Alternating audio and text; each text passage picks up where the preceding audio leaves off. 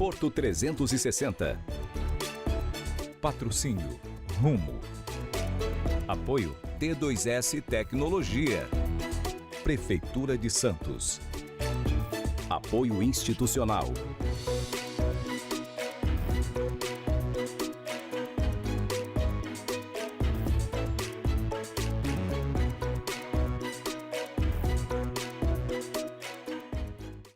Olá, está no ar Porto 360, nosso espaço semanal para debater assuntos importantes em relação aos portos internacionais, portos do Brasil e principalmente em relação ao Porto de Santos. O número de embarcações abandonadas aumentou significativamente e o descaso com as tripulações também. Esse é o tema do nosso programa de hoje. E para isso, eu entrevisto aqui Leonardo Brunelli, que é diretor da Seven Shipping. Leonardo, obrigado pela tua presença aqui, que prazer enorme te ter aqui conosco pela primeira vez.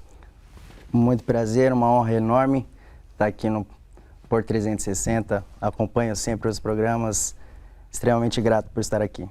O prazer é sempre nosso, como eu sempre digo, ter aqui colegas e pessoas que têm profundo conhecimento desse setor que movimenta 1/3 do PIB nacional. Minha segunda convidada desta semana é Silvia Verreschi, que é CEO do Grupo Verreschi. Silvia, obrigado pela tua presença, por ter achado um tempo na tua agenda para estar aqui junto conosco no Porto 360. Obrigada, eu que agradeço e espero conseguir colaborar aí um pouquinho com todos esses elementos jurídicos que envolvem o assunto tão complexo, né? Não tenha dúvida, é um tema bastante complexo que a gente vem abordando aqui no Porto 360.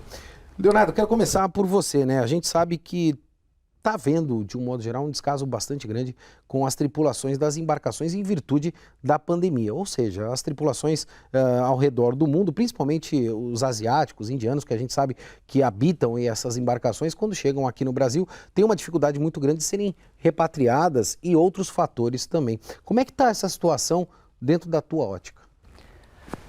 Eu acho que é um tema muito complexo e desde março, quando tudo começou, né, pelo menos aqui no Brasil, a gente considera aqui no mercado marítimo um relatório que foi publicado em 2015 que considera 1.700.000 tripulantes marítimos no mundo, né, com um total aí de 69 mil embarcações mercantes, considerando inclusive cruzeiro marítimo. E diversos impasses ocorreram desde então, né, e no ano passado a gente teve cerca de 400 mil tripulantes em alto mar com os contratos vencidos e hoje, atualmente foi colocado pelo secretário-geral da IMO que são apenas 200 mil neste momento. Apenas é um número muito expressivo, né? Se a gente for considerar a quantidade de pessoas que estão enfrentando esse problema, eu quero que é um problema bastante grave, não só do mundo, mas também aqui dentro do nosso país. Doutora Silvia, como é que está essa situação aqui especificamente no Brasil? Então, o número mais expressivo é o que aconteceu no ano passado, que 85 só no ano passado, né? E no Brasil isso vem acontecendo com frequência. Mais que dobrou do que o ano anterior, Mais né? do que dobrou que o ano anterior. E isso é muito complicado, né? Principalmente porque nós estamos envolvidos, por ser também um dos maiores portos, e a situação acaba se agravando também aqui do nosso lado.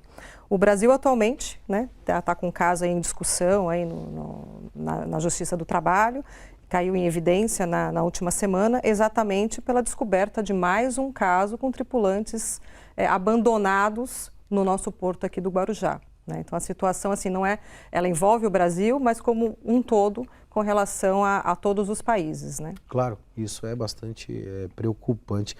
A gente sabe que essas pessoas, né, quero estender esse questionamento para o Leonardo, que hoje estão a bordo dessas embarcações, elas devem cumprir uma periodicidade, né? Ou seja, elas podem ficar 10 meses, 11 meses, 12 meses, existe um tempo máximo legal para isso. Leonardo, qual é esse tempo, né? E isso está sendo respeitado no momento de pandemia, porque eu fico imaginando a criticidade desse processo, né, de repatriação dessas pessoas, porque as fronteiras fecharam, né? Como é que a gente faz a logística dessas pessoas ao redor do mundo? Ou seja, chega uma tripulação de indiano aqui no Porto de Santos e eles completaram o prazo, né, máximo de estar naquela embarcação. Como é que a gente vai repatriar se as fronteiras estão fechadas?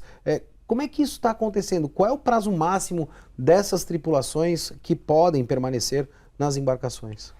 Existe uma convenção que trata a Convenção do Trabalho Marítimo, chamada MLC 2006, que tem mais de 190 países, né, signatários dessa convenção, em que a convenção acaba fazendo um cuidado de todos os direitos dos marítimos, e que ele coloca um prazo máximo de 11 meses de estadia a bordo, né?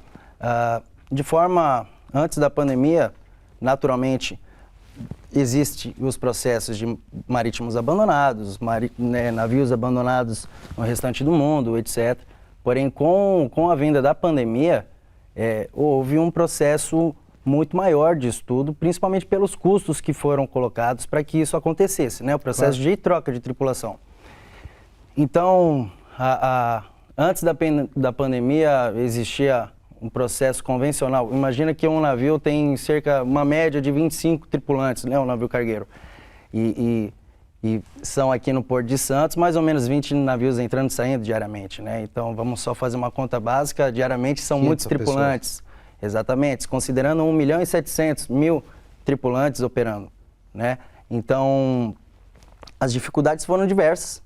A Seven Shipping participou de um processo muito difícil, que foi, nós cuidávamos do processo de troca de tripulação do Costa Fascinosa ou Favolosa, que foi recente, que foi na 2019 e 2020 temporada. E de repente, pandemia. Caraca, o que faz? O que vai acontecer? E a gente olhava para um lado, olhava para o outro. Ninguém ao certo sabia como proceder com os procedimentos sanitários, com os procedimentos legais, e todo mundo se olhando, guarda portuária, o próprio terminal. Um pouquinho para o lado humano, se você me permitir. Você teve contato com essa tripulação, né? Ou seja, como é que ficou o lado humanitário disso? Porque eu fico me imaginando, eu trancado dentro do navio, sem poder voltar para casa a 3.000 quilômetros de distância, com uma outra língua, num outro país. Como é que foi o lado humanitário disso, né? Você esteve próximo dessas pessoas? Maxwell, eu acompanhei o programa que você fez com a Sueli Martinez. Sim. Aqui foi muito emocionante para nós todos, e eu me emociono até hoje, porque realmente, hoje a gente falando de pandemia, a gente já vai fazer 16 meses de pandemia. Ali, cara, quando a gente foi para bordo fazer todos os processos, era um medo danado. Cara, as pessoas estavam morrendo e não podia respirar, e não podia andar, e não podia encostar, então foi muito desesperador. O Rafael, a Sueli, toda a equipe do Concais, a equipe inteira da Seven Shipping, um monte de guerreiros que não tinham protocolos a serem seguidos no momento, e os tripulantes. Até porque nem estavam definidos ainda. Exatamente, momento, Maxwell. Né? A gente sofreu bastante a morte dos nossos colegas, principalmente do médico que está cuidando.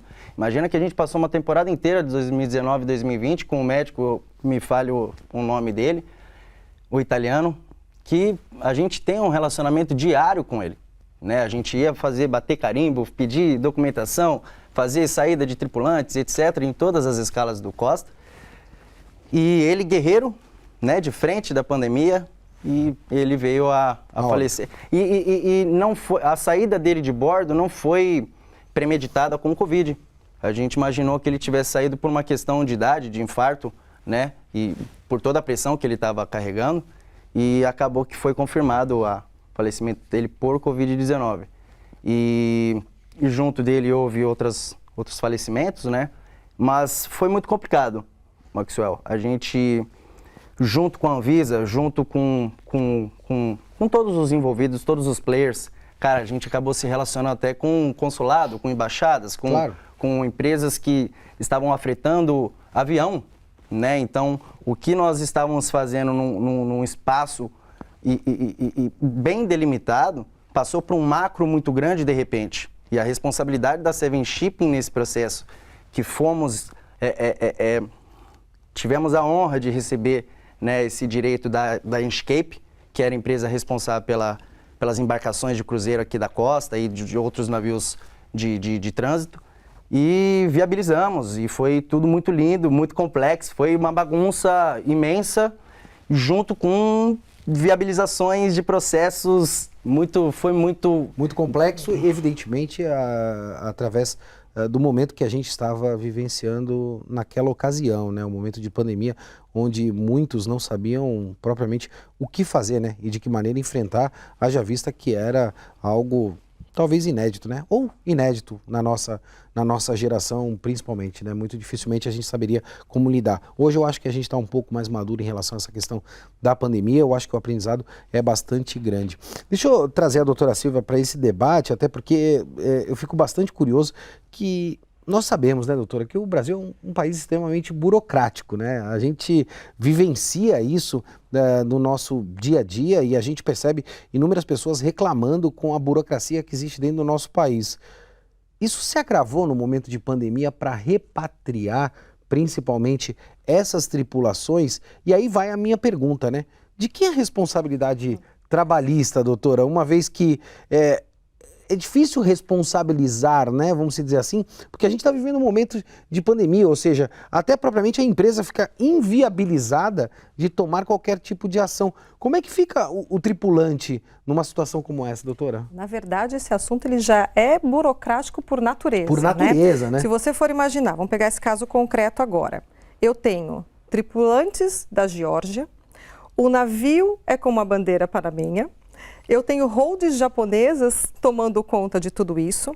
Então, nós temos envolvidos aí seguradoras, órgãos governamentais, as empresas que fazem toda essa logística do navio e quem paga a conta. Sem dúvida. Né? Até um dos questionamentos que eu falei para ele, poxa, a gente tem seguro.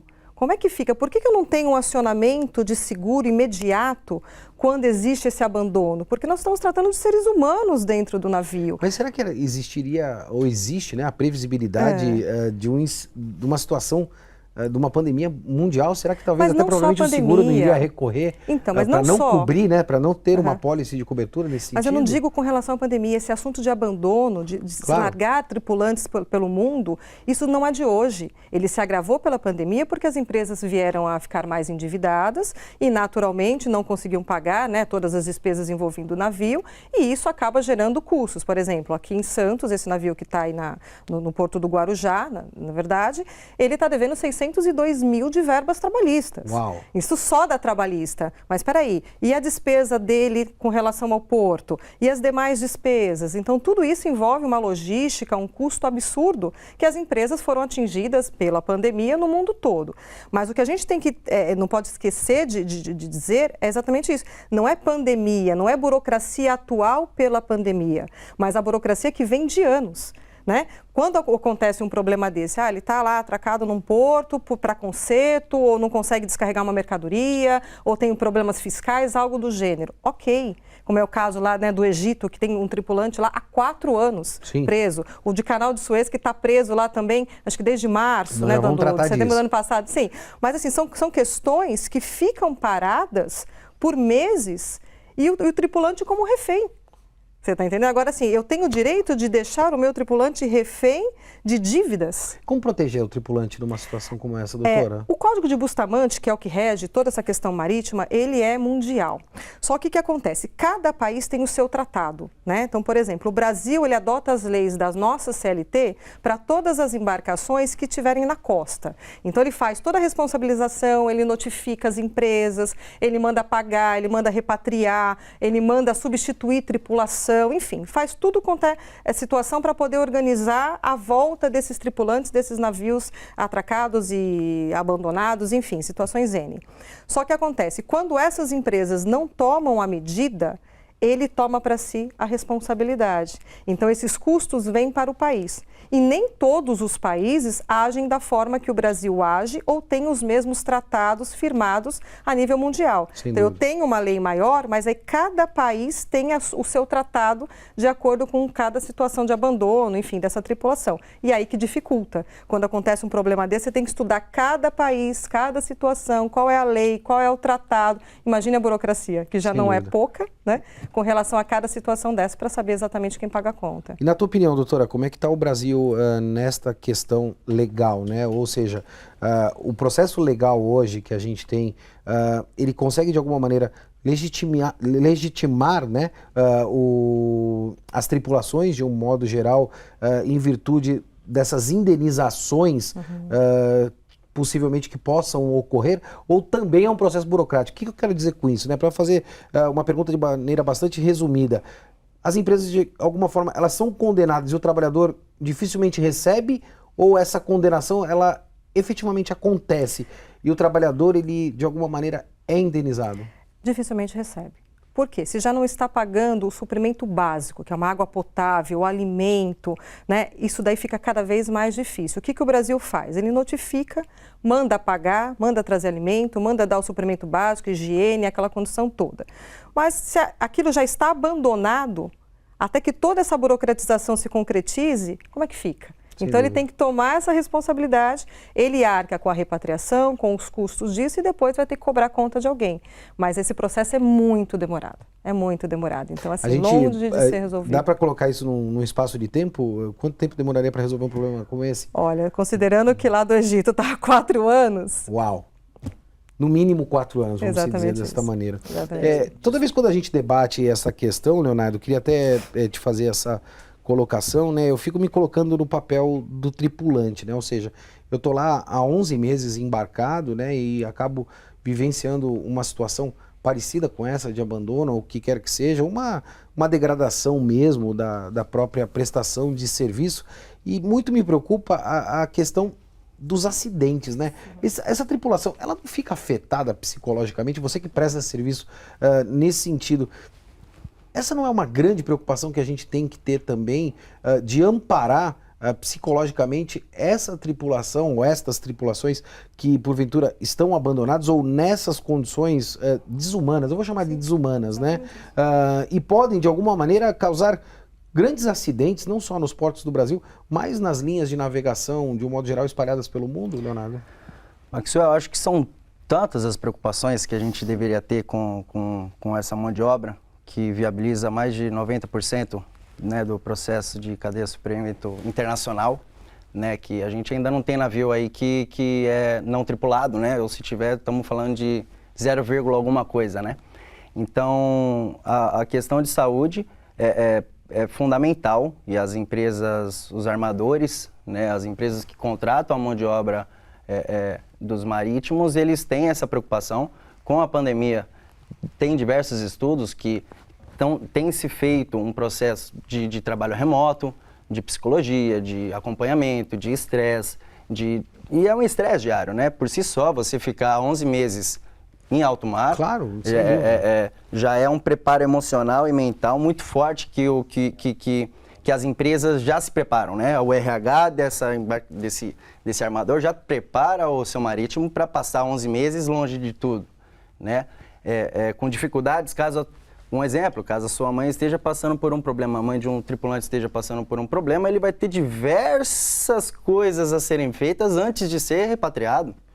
Então, é muito difícil para o tripulante, né? E além disso, muito se fala de navios de cruzeiros em relação a marítimos, mas a gente se esquece que a maioria estão em navios mercantes de carga. Carga, sem dúvida. Né? Fazendo esse processo de carga e descarga no mundo todo. De um em relação ao outro. Exatamente. Então, quando a gente fala dos navios de cruzeiro, a gente está falando de um ambiente mais luxuoso, de uma mão de obra mais capacitada, inclusive, ou de mais trabalhada, porque tem uma rede hoteleira, né? Diferente do cargueiro. Então, há sim descasos, há muitos estudos e cuidados da parte de RH para que os marítimos não passem problemas. A gente teve diversas informações de falecimento, de suicídio, de fadiga mental. Até de suicídio. Sim. Infelizmente, isso foi um tocante muito forte. Nós aqui, como operadores, que estamos próximos dos marítimos, né, e que escutamos bastante as histórias deles, a gente tentou, de todas as maneiras, levantar essa situação, esse caso humanitário.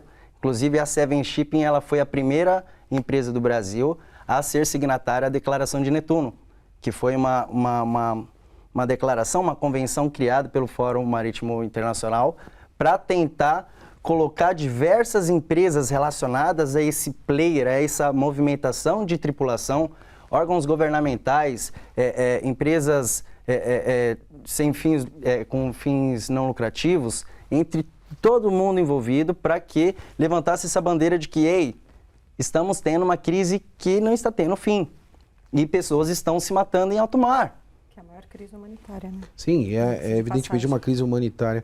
Doutora, deixa eu trazer a senhora para um debate, né, que eu acho que é muito pertinente e me veio à memória agora, que foi um incidente que a gente acompanhou do Evergreen no canal de Suez, né? Eu vou até pedir para a produção colocar imagens, né? E nós acompanhamos mais recentemente um novo capítulo nessa história, né? Apesar do Encalhe, né, bloqueando uma das principais rotas marítimas do mundo, a gente percebe agora, principalmente, o bloqueio ou o impedimento, né, de 25 tripulantes de deixar o navio, né? Isso é legal, né? Você colocar essas pessoas em cárcere, eu posso entender dessa maneira, né? Porque, na verdade, elas estão presas dentro daquela embarcação até que, porventura, seja resolvido um processo de indenização. De praticamente 1 bilhão. 1 bilhão, né? 1 bilhão. Não, a minha pergunta que me vem à mente agora é: o ser humano virou moeda de troca? Sim. É isso? Nesse caso especificamente? E o mais interessante de tudo isso são as matérias que vêm surgindo, né? Todos felizes, com bom humor, que é o que se passa, né? Com relação a todas as mídias. Exatamente porque existem situações, existem acordos internacionais entre essas empresas todas, né, de embarcações, e quando você abandona um navio, isso daí é colocado numa lista negra.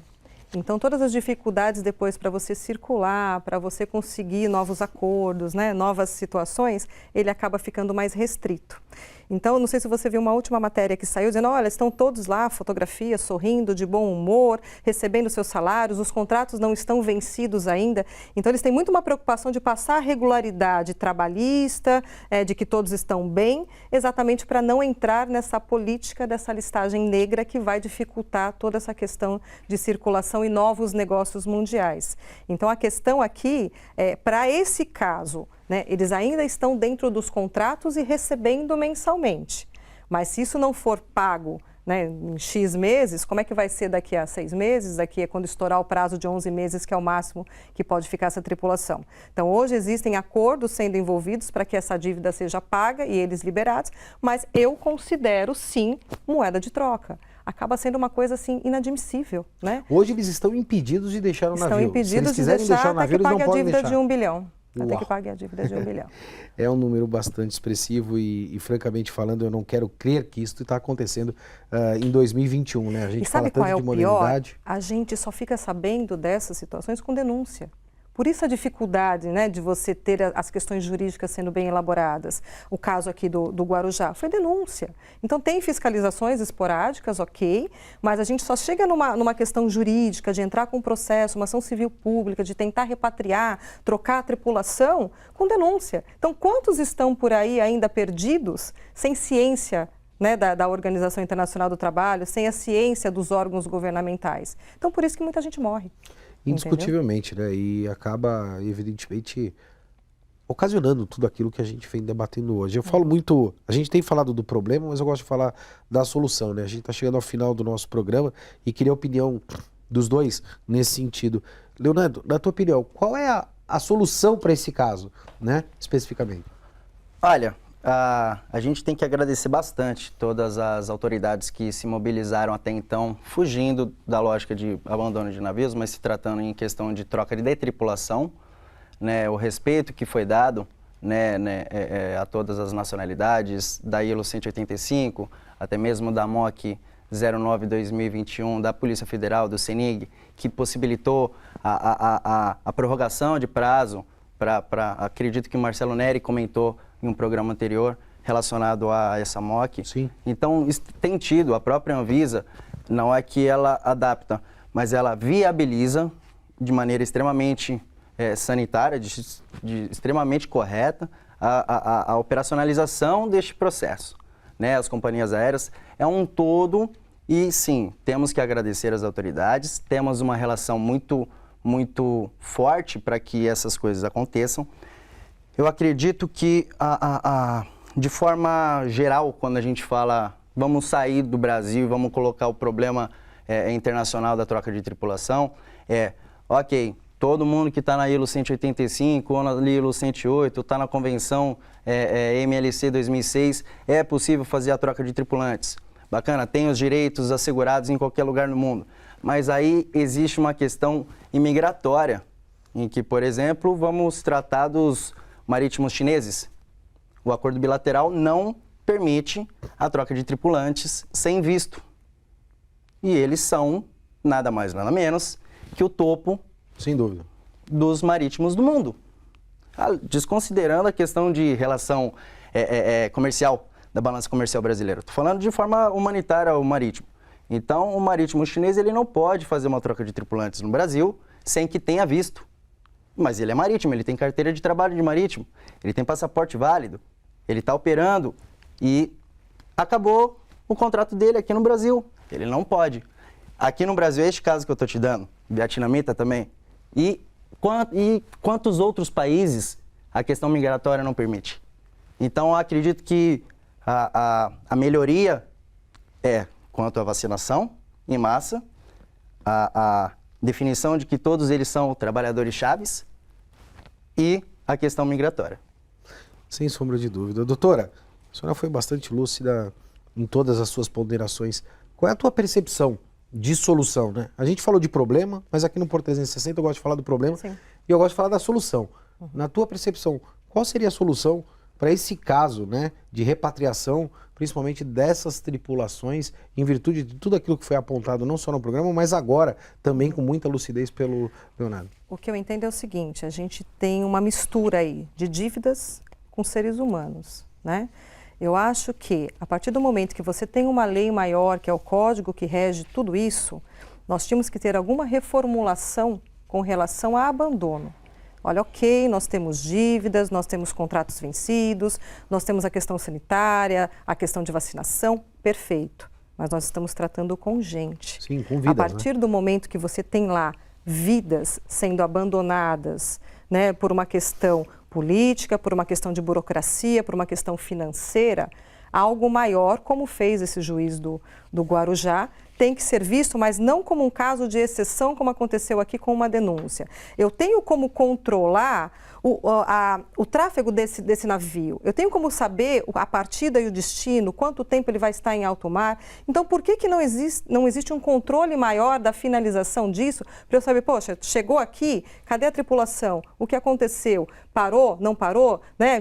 Precisamos tomar alguma providência? Mas não, espera ter a denúncia. E aí o processo todo acaba sendo muito longo. A partir do momento que a gente separar, né, seguir todas as tratativas internacionais, seguir todo o Código de Bustamante, cada um arcando com a sua consequência, beleza.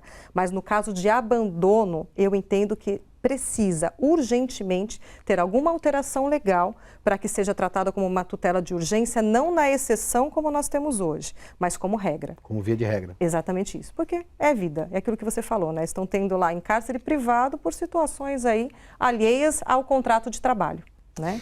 Eu costumo dizer que as coisas, muitas vezes na vida, é muito simples, né? E é o ser humano que gosta de criar problemas ou dificuldades para coisas que são tão simples de resolver. Leonardo, obrigado pela tua presença aqui, que prazer enorme te ter conosco e eu espero que você retorne aqui no Porto 360 para que a gente possa aí assuntar mais sobre esse tema tão importante e tão grave em relação ao abandono das tripulações. Maxwell, novamente uma honra, assisto seus programas de forma assídua, gosto muito de todos os tópicos que vocês tocam sempre. E, de fato, a questão da tripulação a nível internacional e muito forte aqui no Brasil é extremamente importante. Você sempre comenta sobre o que significa o PIB, né? Claro. O que esse Porto de Santos significa no nosso PIB. E muito agradecido, obrigado pelo convite e, com certeza, se Deus quiser, eu retorno. Não tenho dúvida disso. Doutora, gostei bastante do bate-papo. A senhora foi bastante lúcida aqui em relação a todas as pontuações e também quero estender o convite a você, se assim a senhora me permitir, para que possa estar mais vezes aqui no Porto 360. Muito obrigado, doutora Silvia. Eu que agradeço. E o Porto 360 está aqui para isso, para dar notoriedade e principalmente espaço para o setor que representa 1/3 do PIB nacional. Eu vou ficando por aqui, movimentando muito mais do que informação. Um forte abraço e até semana que vem. Porto 360. Patrocínio Rumo. Apoio T2S Tecnologia. Prefeitura de Santos. Apoio institucional.